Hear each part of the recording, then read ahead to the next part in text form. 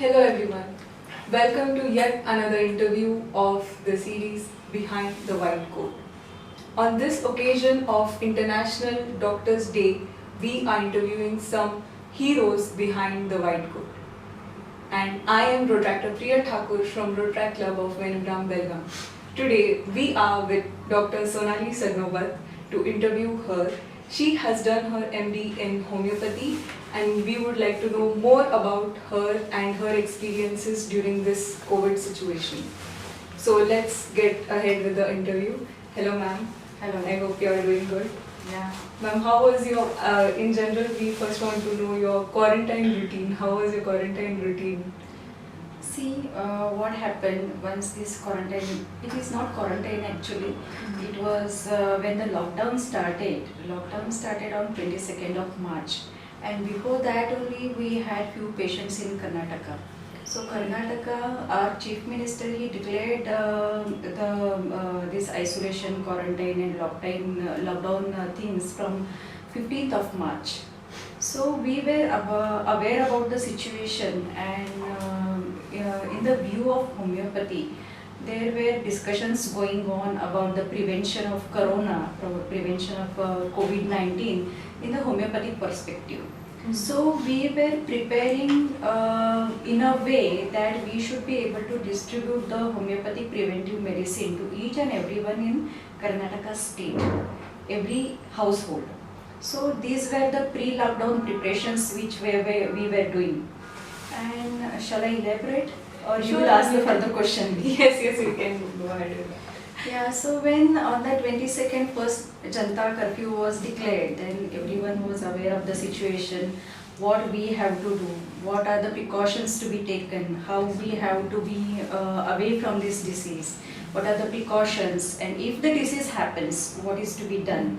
So then the information started flooding in our social media, newspapers, everywhere, and people started being aware of it. And we had to compulsorily shut down our clinics for nearly, I think, up to 1st of April.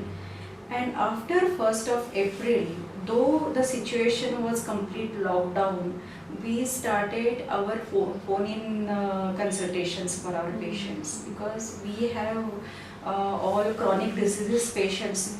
Where these patients, they rely on us for the follow-ups, and we cannot keep them abstaining from the medicines. So our phone-in was like I was on call for 24/7 with our phones, video consultations, audio consultations, and the major thing which happened was the depression flooding in during that time, because the insecurity and the fear of the disease, that was a major issue that time. So we had to prepare people to combat this disease in a psychological way as well as the physical way. Both the ways were very essential during that time.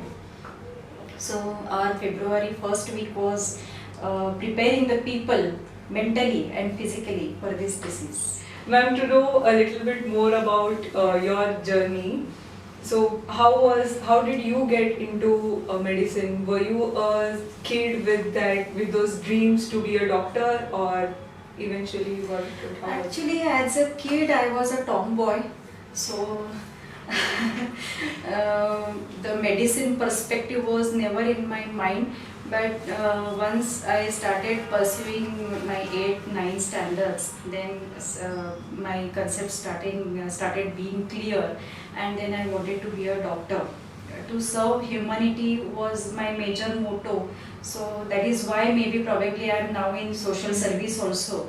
So serving people, their emotional needs, their other like financial needs, these are the major problems other than health. So health is the center epitome of your social well-being, right?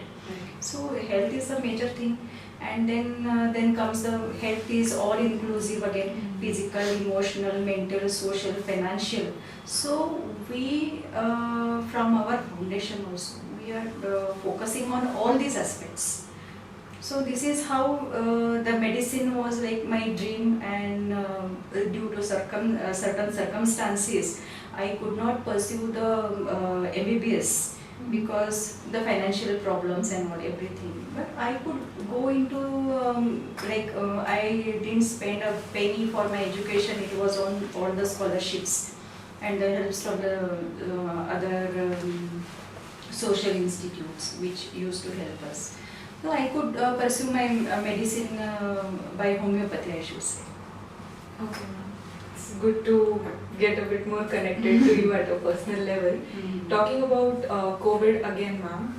How do you manage this with your family? You must be more busy these days handling the situation, but how do you manage it with your family?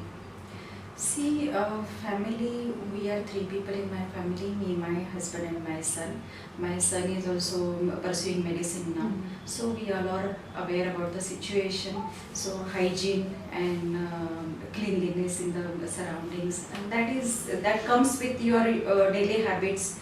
Our daily habits are like the sanitization and maintaining the distance with other people, with the patients.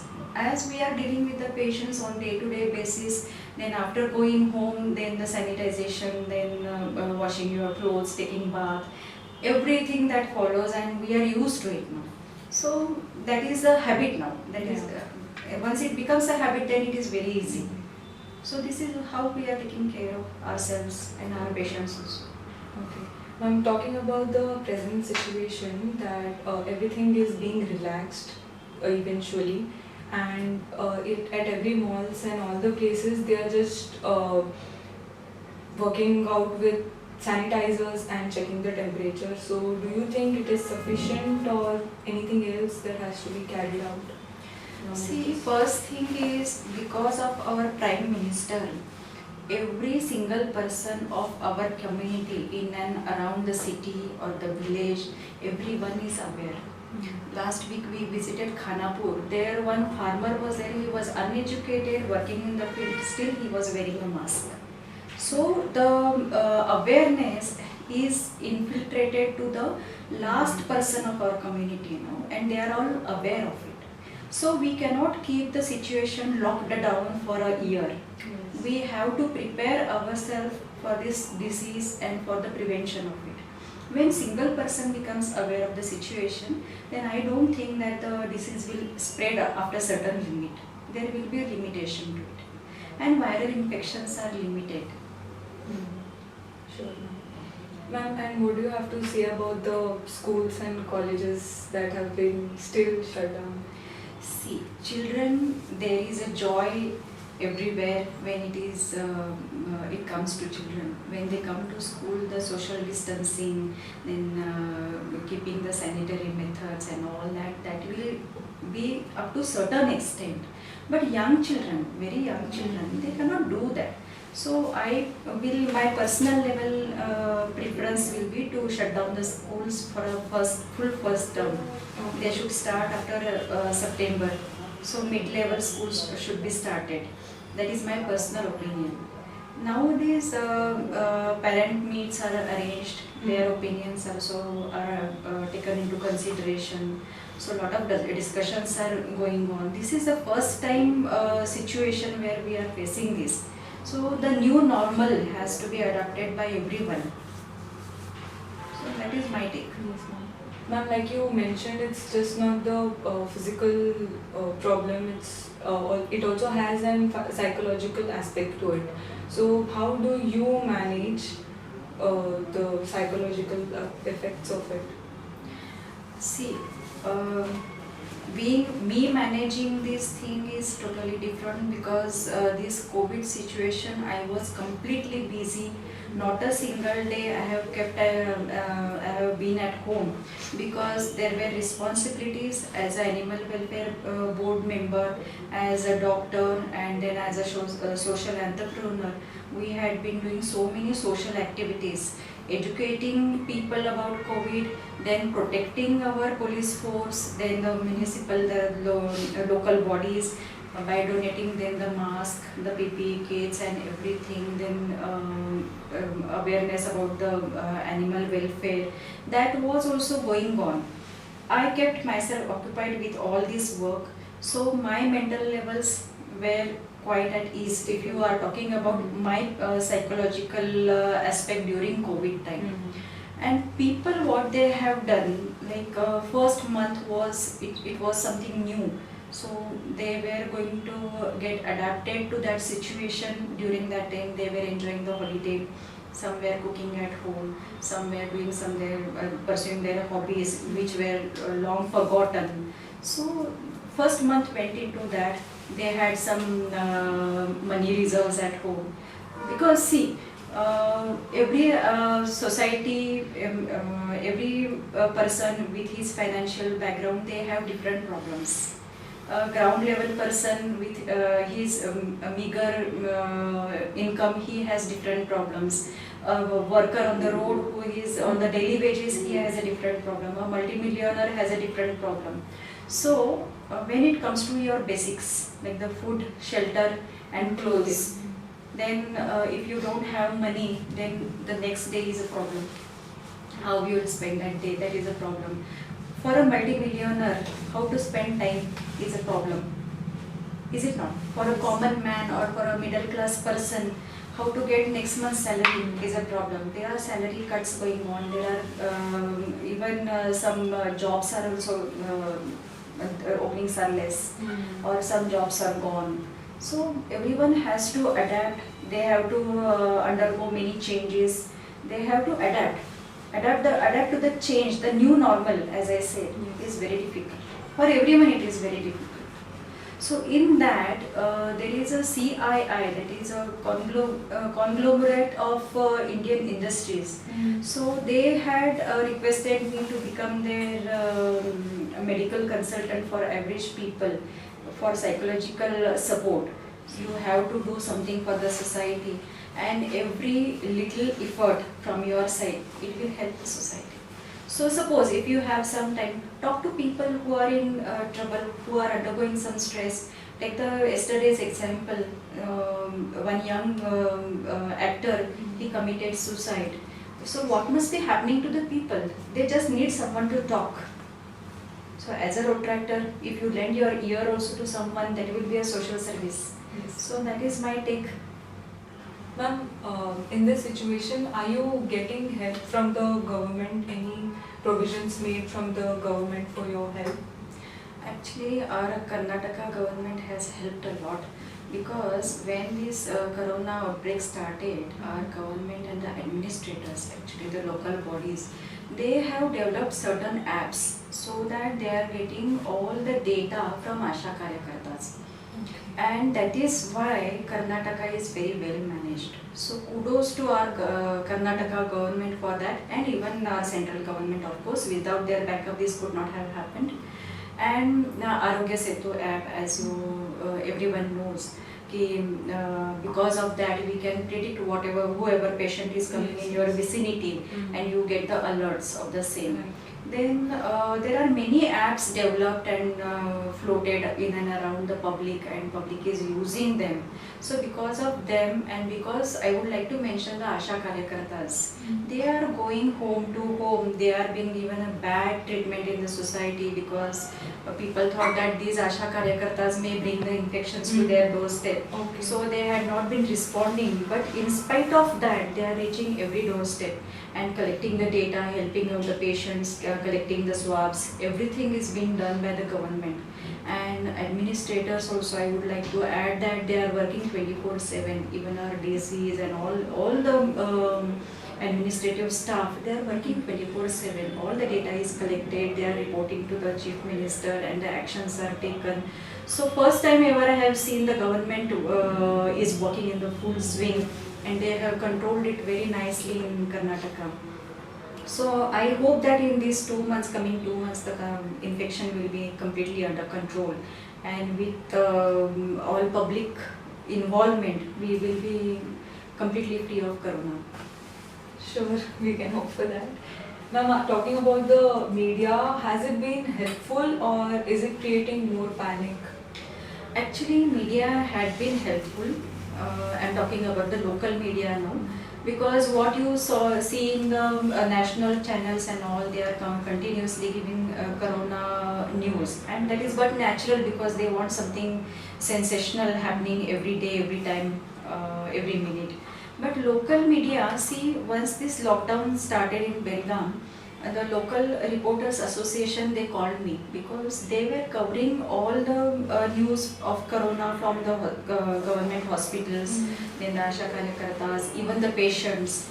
So they were in continuous contact with these patients as well as doctors as well as the medical staff. So they called me and they wanted their first protection, that is a N95 mask. So for all the media reporters in Belgaum, we provided 200 N95 masks, and that is how they started giving us the information, like where it is needed, how it is needed.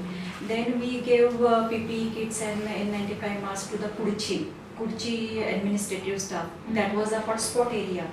The patients were from Kudchi. Kudchi suddenly became hotspot in India, all India parameter. So this is how they are been helping, and reporters selflessly they are reporting each and every case, and even it helps to be aware, right? When they report certain patient or certain area which is the hotspot and all, then you will naturally keep away from that area. It is naturally a containment zone rather than government imposing containment. So that is how they have helped. Ma'am, now after a patient is tested positive and then they are treated, and after that when they're discharged and allowed to go home, we normally see them as maybe untouchable. We get scared to be around them. So do you have anything to say about this? See, in this regard, awareness has to be there, because we being educated, if we behave like that, then certainly the acceptance from other society people also will be less. So you as a Rotaractors, you can conduct one awareness program regarding accepting those new negative patients, like who were positive and now they are negative. So the acceptance from the family, from the friends, from the surrounding people, everywhere it is needed, awareness is needed. Because once that patient is negative, again he cannot become positive because he has that antibody protection inside his body. That is how it is. Okay. Ma'am, like you have mentioned few times about the new normal. So if you were to predict the future, how is the new normal and the routine going to be? See, this is a health crisis, worldwide health crisis, and this has happened during the Spanish flu pandemic, plague pandemic. So it happens and we have to adapt, change, and see, we are going through a health crisis as well as economic crisis also. So this inflation will come and everything will be in chaos.